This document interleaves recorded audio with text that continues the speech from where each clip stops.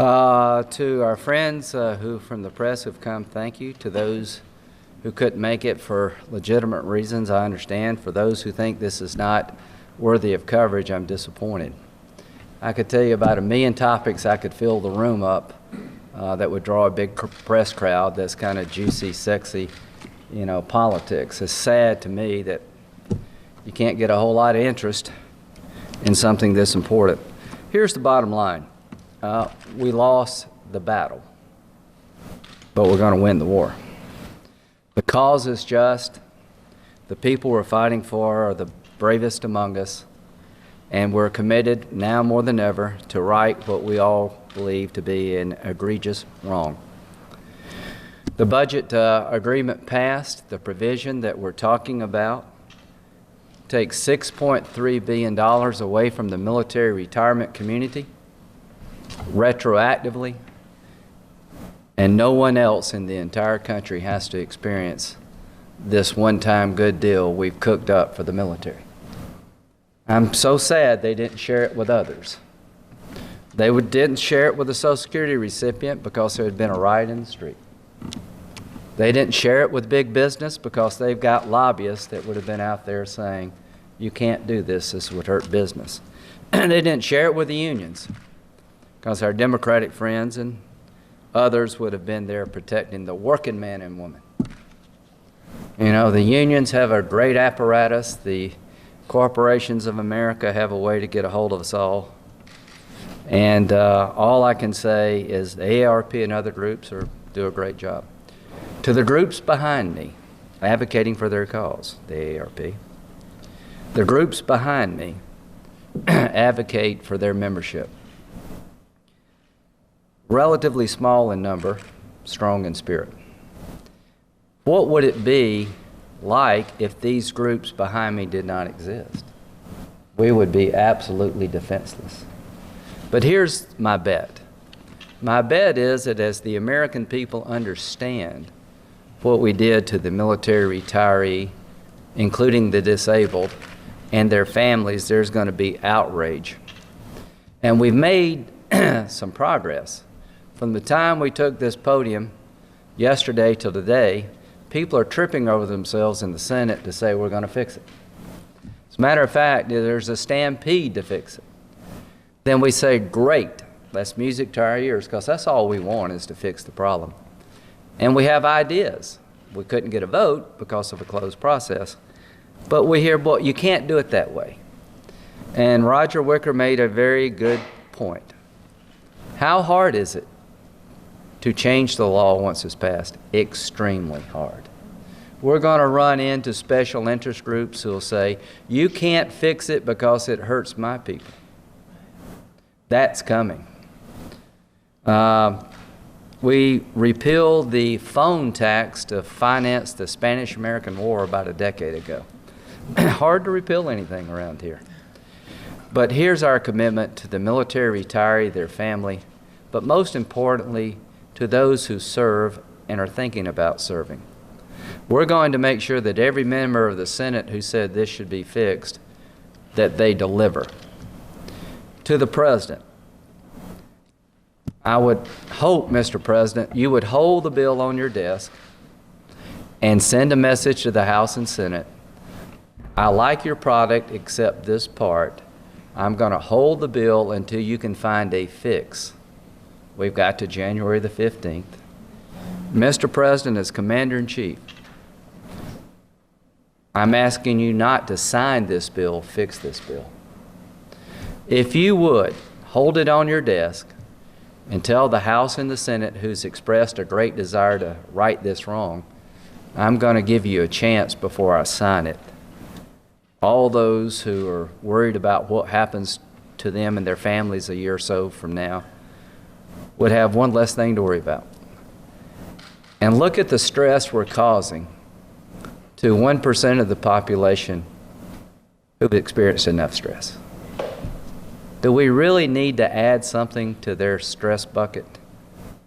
How many Christmases spent away from home?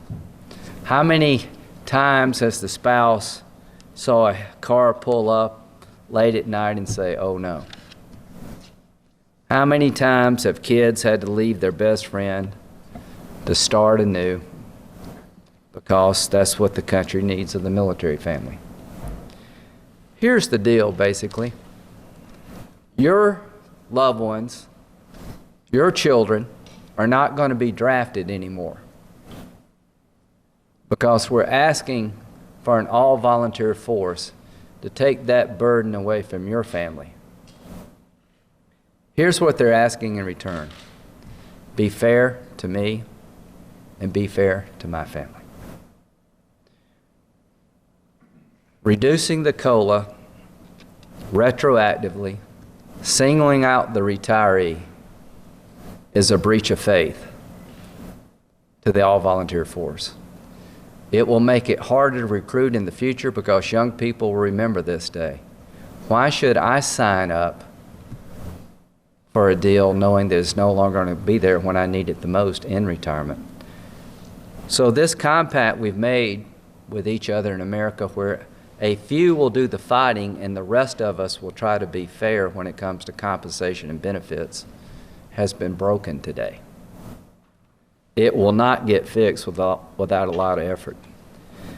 So to the friends behind me, to Senator Wicker and Senator Ayotte, we're under no illusion about how hard this will be because everybody who will be asked to pay for this change is going to give a million reasons why it shouldn't be them.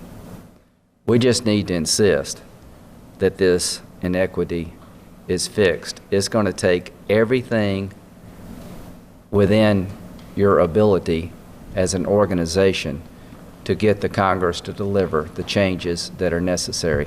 Don't underestimate how hard this is going to be. Just pledge your undying devotion to the cause and do all you can do, and you'll have three friends in us. Senator Wicker will speak next, but one story about this situation. Many people are wondering how this got in the bill. I have yet to find one person who will say, it was my idea. I think I know why.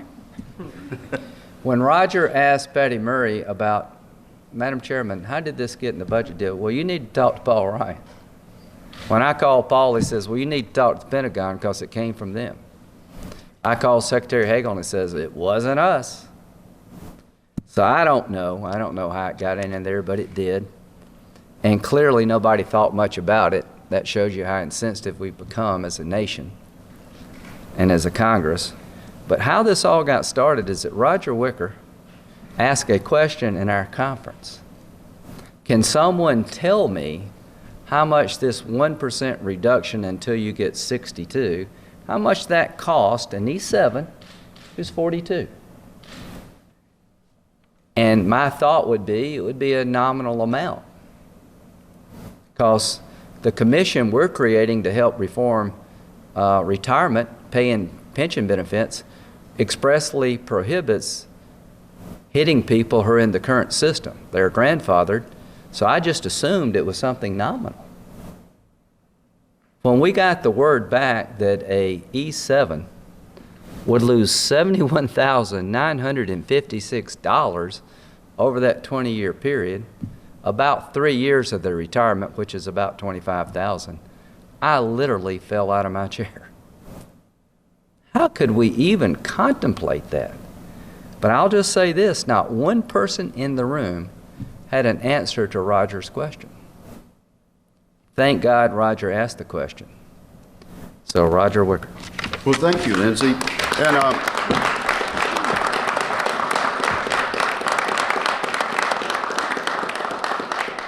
you know, back when I was in law school, if I didn't know the answer on a test, I just tried to restate the question and get a little credit there. So maybe that's how I learned to ask questions. But yeah, it was stunning to me that the staff that had more or less worked this up and were endorsing it couldn't give us a simple answer. But first of all, these are great teammates, yeah. Kelly Ayotte, Lindsey Graham, and you should know that while fighting this battle and trying to tend to several other things in his leadership position, Colonel Lindsey Graham passed his PT test this morning.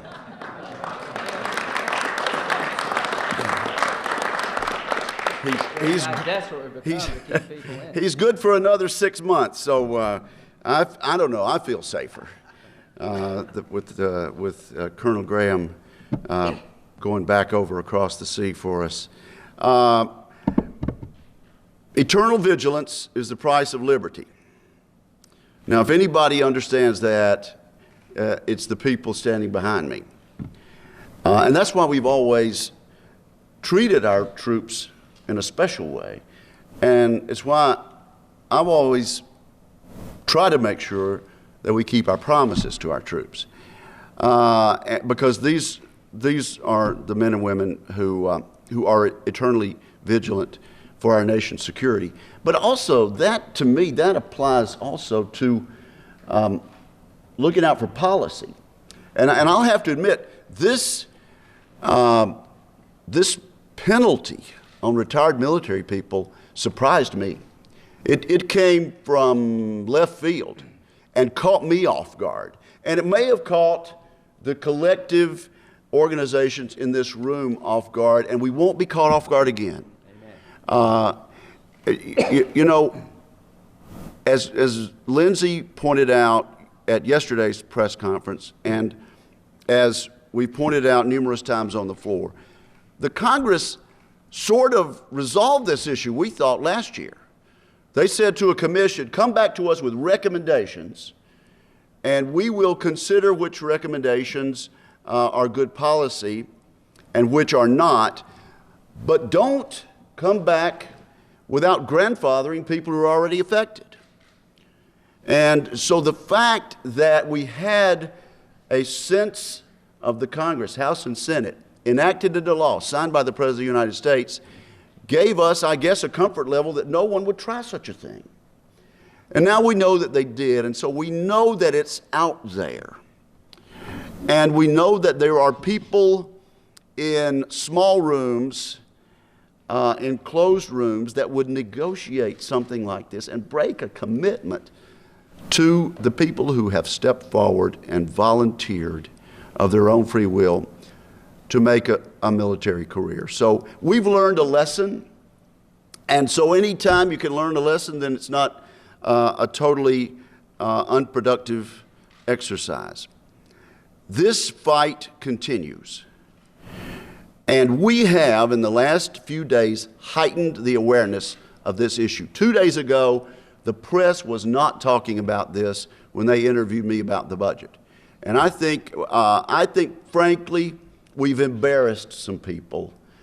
And you know, when I make a mistake, I like to admit I've made a mistake. It's hard to do, but I think it's good for us in sort of high positions to admit that we make mistakes. I think some folks down the hall in the other buildings, they need to admit that they made a mistake.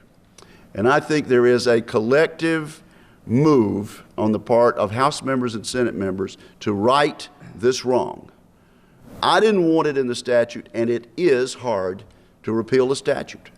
It takes 60 votes over here in the Senate, it takes a majority in the House, and then the President has to sign it. We will have to persuade people that their little pet project doesn't need to be attached to this bill. There's always that fear. And then the pay-fors that Lindsey mentioned. So, disappointed at losing the battle, but we will win the war. George Washington is the father of our country and the indispensable American patriot. He lost most of his battles, but in the end, he won the war and won our freedom, and these folks are the generation that stepped forward in their day to preserve that freedom. So we're going to make sure that the people that have kept their end of the bargain for the United States of America are not going to have the rug pulled out from under them. We're going to honor that commitment. And I'm so glad to have been a teammate of Lindsey and to have worked with him in the trenches for going on 20 years now in the House and in the Senate. And we could not have a more articulate and talented advocate on behalf of national security and our nation's veterans and retired military than Senator Kelly Ayotte. So she'll take the podium now. Kelly.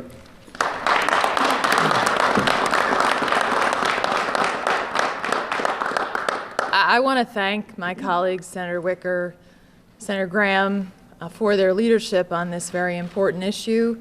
And most of all, I want to thank everyone, all the groups, the military groups, and the coalition behind me, because what we failed to recognize here, the lesson, when Roger talked about the lesson that we've learned that when you do an agreement in the back room and you don't talk to the Budget Committee, you don't talk to the Senate Armed Services Committee members, and you don't get the proper vetting, and you don't realize when you're about to make a very big mistake.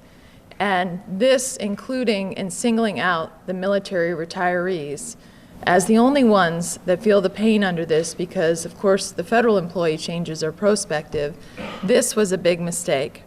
Now, I think on an encouraging note, since our last press conference, we have heard from so many of our colleagues who are coming forward on both sides of the aisle saying we need to fix this. And now we need to go beyond words and really follow through with action. The one thing that has disappointed me the most in all of this is that so many people, the House was rushing to get home from the holidays. The Senate, we've got to pass this. We can't figure this out now. I don't buy that. I think that was a cop-out. I think we could have fixed this now. And that was the most disappointing thing to me, that of all the people, we couldn't have taken the time collectively to stay here as long as it took, even if it meant Christmas Eve, to fix this. Things that people have already admitted that this was wrong, and we now need to right it.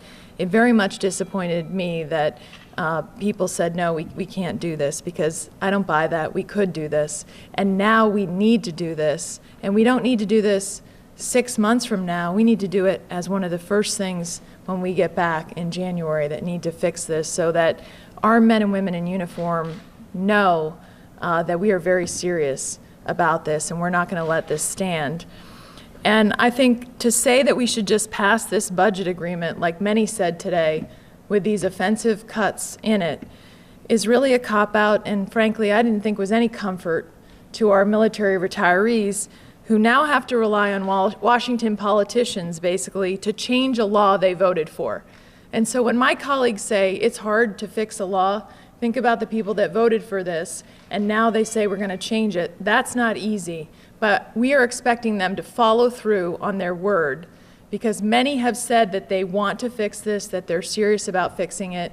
And what that means is that we have to get together on a bipartisan basis and get this done for our men and women in uniform, and especially those who are medically retired, those that we have all met, the heroes who have given so much for our country in serving in Afghanistan and Iraq and other places around the world. And we owe it to them to get this done right away as a top priority for this body, a very top priority. Otherwise, what we take an oath for means nothing. We take an oath when we are in this office to uphold the Constitution of the United States. And the foremost responsibility under our Constitution is to defend this nation. And if we aren't willing as members of Congress to stand up for those who do that on our behalf, those who go in the line of duty, those who come in first for us and take the bullets, then we are really breaking our oath that we made to uphold our Constitution and our responsibility to the American people. So it is my hope that people will be serious, and we won't just hear a lot of politicians talking.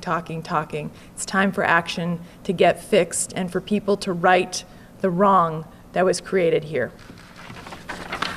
Thank you, Kelly. Well said. To make sure we don't lose momentum, because it's fresh on everybody's mind today, during the break, every member of Congress needs to be visited. I know that'd be hard, but you represent all 50 states and protectorates. Every member of Congress, particularly those who voted yes, need to be visited during the holidays so that when they come back in January, they have an attitude adjustment. They'll be ready to hit the beach and, fix this problem. And I find it a bit odd.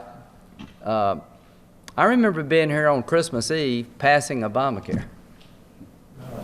And I also, if we could stay here to Christmas Eve to pass Obamacare, why can't we stay here Christmas Eve to do something we all virtually agree on?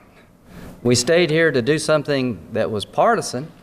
Let's stay for a few days to do something that would be bipartisan, because there's bipartisan support. But finally, as to Senator Ayotte, Roger defined the problem, raised the issue in the conference, and before we really got a response back, at least I did, Senator Ayotte had 2 solutions to this. So she took the ball and really ran with it and tried to find legislative solutions. So now we have the Director of Legislative Division for the American Legion, Luis, and I can't pronounce your last name, but I know you're a good guy, so I'll let you introduce yourself. Thank you, Senator. And it's Kelly. Hey, good. To all the Chellies, Thank you very much. And thank you, Senators Ayotte, Graham, and Wicker, for your leadership and your dedication to try to get this right the first time.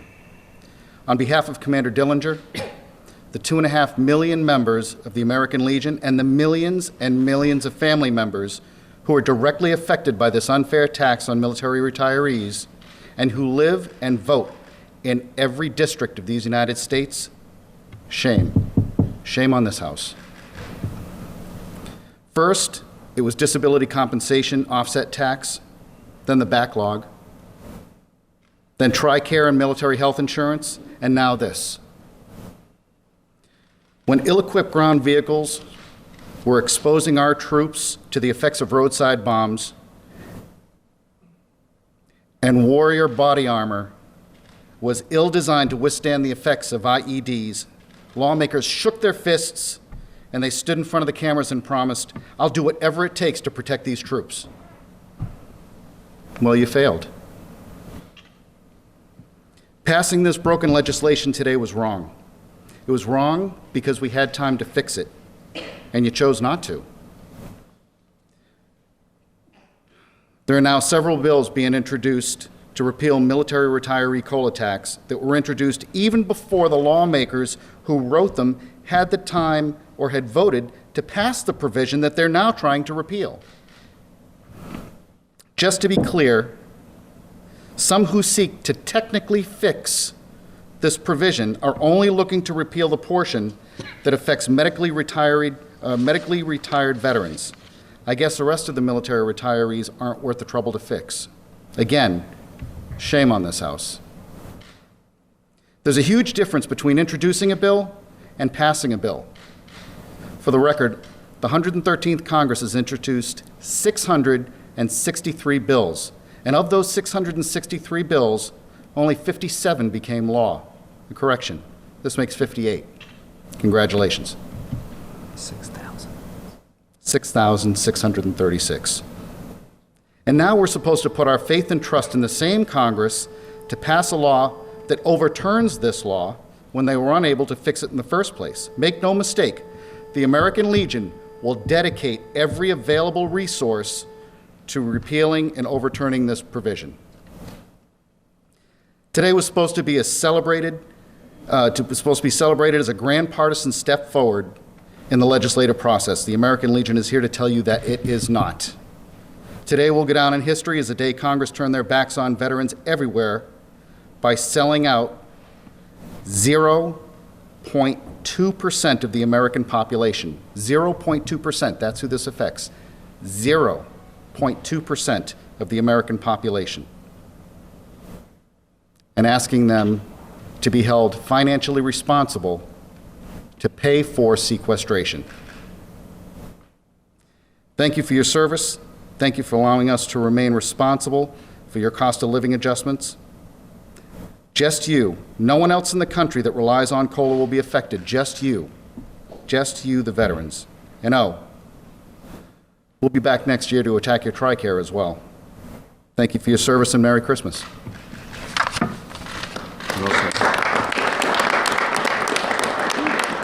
I just want to tell him I have paid my dues for the American Legion. I am honored to be part of it. Well said, strong letter to follow from this guy. National Policy Director of Wounded Warrior Project, Ralph Ibsen. Senators, thank you for your leadership on this important issue. I'm here today on behalf of the more than 50,000 wounded warriors with whom we at Wounded Warrior Project work. For those warriors who might have read a summary of the budget agreement, the key words were that the COLA changes, quote, would not affect service members who retired because of disability or injury.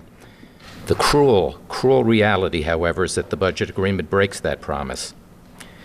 Many have characterized the agreement as, quote, far from perfect, but there's a distinction between the imperfect and the unjust. Our warriors didn't simply retire.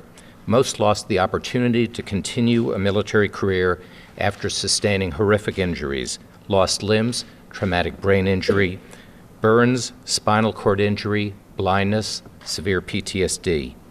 Their sacrifices are immeasurable, yet the budget agreement asks them to make still more sacrifices.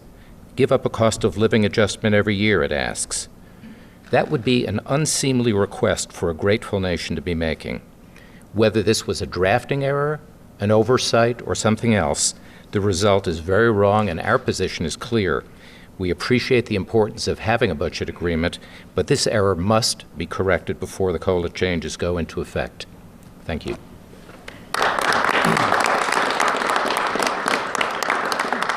And let me tell you, I'll introduce our last speaker. The military member is the focus of our attention here.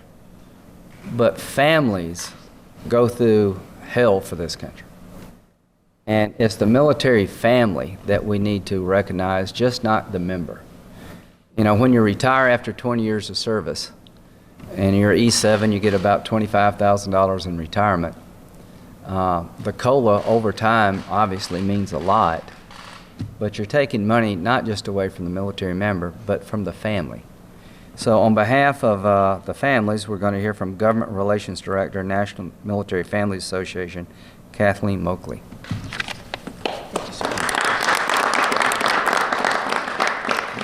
Thank you, Senators, for the opportunity to share the concerns of military families about the cuts to military retiree COLA. I'm Kathy Moakler, and I'm the spouse of a retired soldier who served 28 years in the Army and the proud mother of 2 currently serving soldiers. We know well the challenges that come with the military lifestyle. Our family moved 14 times in those 28 years, and my 3 children attended 10 different schools over that time. Yet 2 of my children chose the military lifestyle, as many military brats do. We're a great recruiting tool, because of their sense of service and promise of support from a grateful nation. They have both deployed to combat zones over the past 10 years. Our organization has been at the forefront of calling for an end to sequestration because of the impact on our military and their families. We see sequestration and the ensuing cuts to programs and resources for military families as the yellow ribbon unraveling. We are pleased that an agreement has been reached to avoid a government shutdown and to allow DoD some financial breathing room. But military families tell us that it is unconscionable that this be done by diminishing the retirement that military service members have earned. They feel their faith has been broken. Monday night, there was a Twitter town hall. It's a really new way for military family members to get together and express their ideas. Think of it as a flash mob online. And here's what they told us. Less than 1% serve our nation. Why are they being called on to solve the debt problem?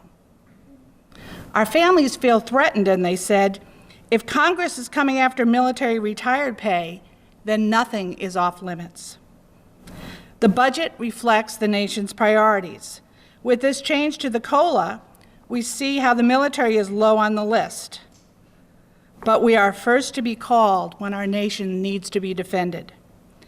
And lastly, dear Congress, support the troop needs to be more than just words. How will that broken faith affect our currently serving families? Will they feel that it's time to leave the military if their retirement incentive is threatened?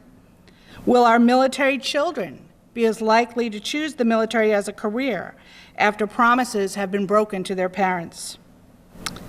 Members of Congress, you won't have long to wait for the answers to those questions. You will be hearing from military families. They will support and thank those who spoke out and tried to stop the cuts, like Senator Ayotte, Senator Wicker, and Senator Graham. And they will remind those who said that they would work to change the legislation in the next session to make it happen. We ask you to keep your promises. Thank you.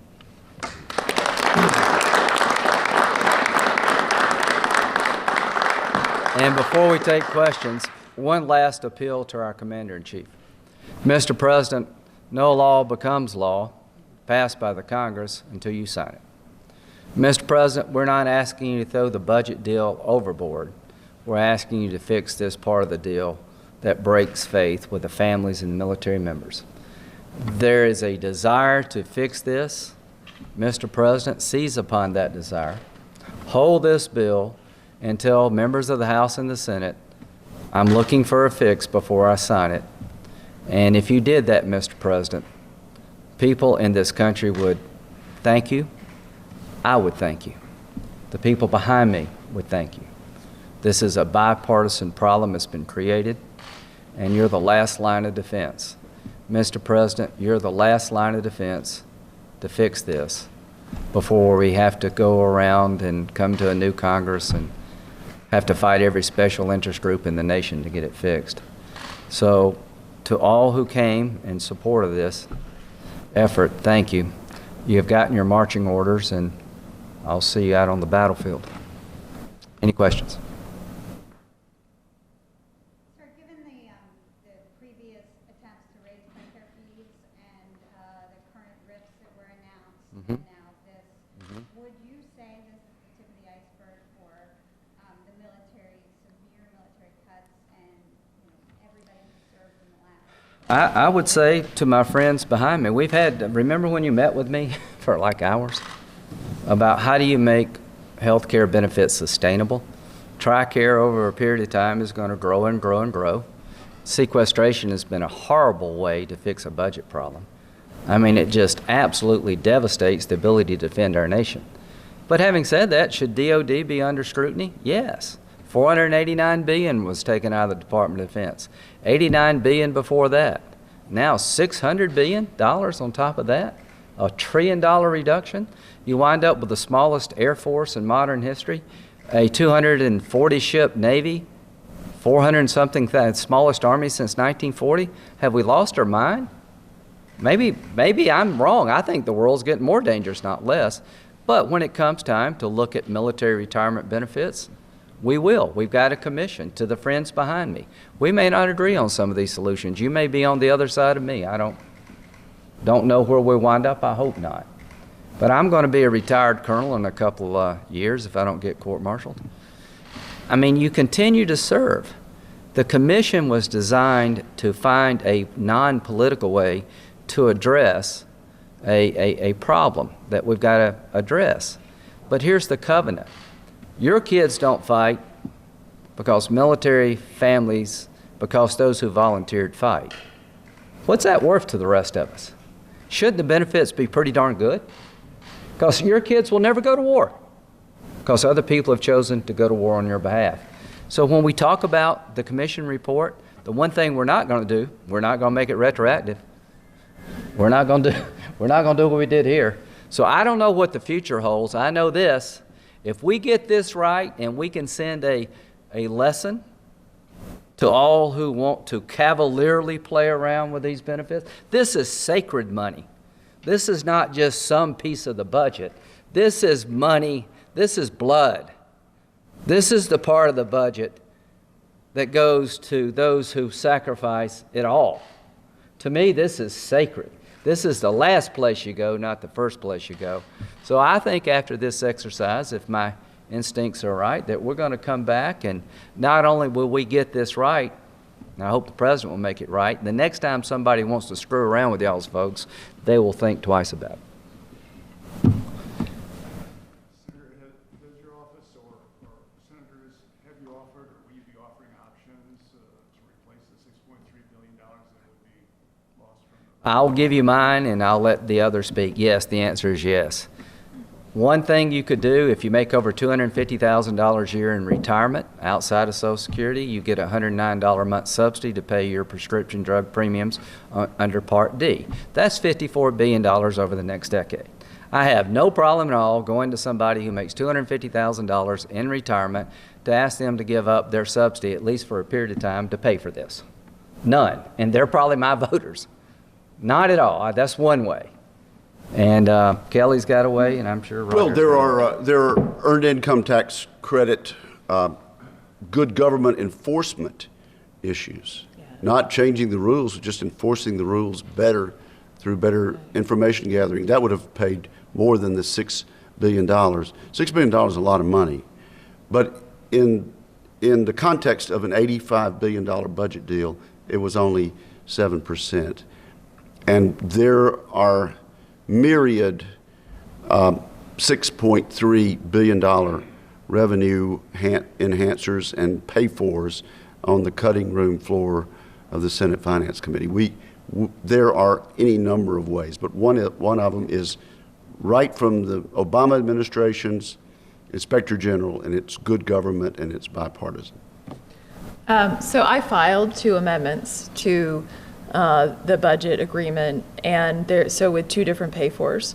One was the one that Senator Wicker just referred to, which is a recommendation made by the Treasury IG that for the earned income tax credit would require people, when you claim it for a child, you put a Social Security number down. The Treasury IG has said that this needs to get fixed because you have people that don't even, there's stories of people that don't even live in our country that are collecting this. Or are here illegally, or don't even live here and are putting children on. So this is a good government measure that will easily cover this and will actually have additional savings. And so then I also filed another one that is one that's another good government measure that will not impact anyone's eligibility for either LIHEAP or food stamps, but will make sure that the eligibility is verified, because some states are giving $1 of the LIHEAP benefits, and also with it just saying you're automatically eligible instead of reviewing it. And so we want to make sure for those programs, by the way, as well, that the people who need these programs actually receive them. So this is a good government measure on two fronts with both of those measures. But those are only 2 examples I came up with quickly. My point is here, I think Roger's was the same.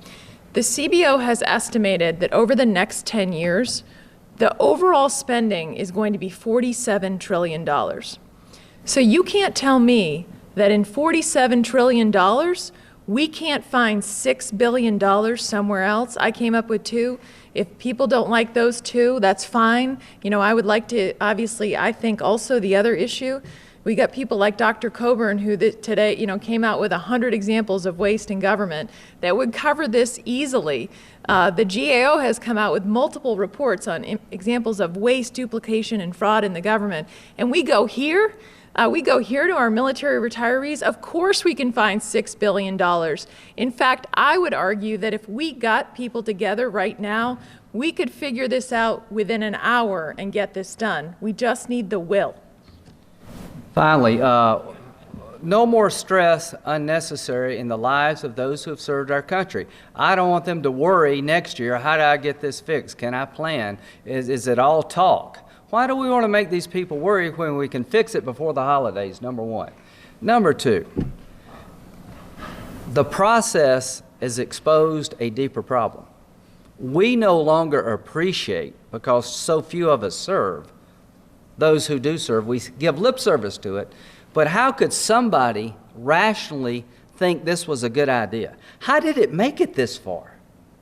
How could you have gotten an idea like this started and survive and become part of the law that is so unfair, that breaks the requirements of the commission who's yet to act?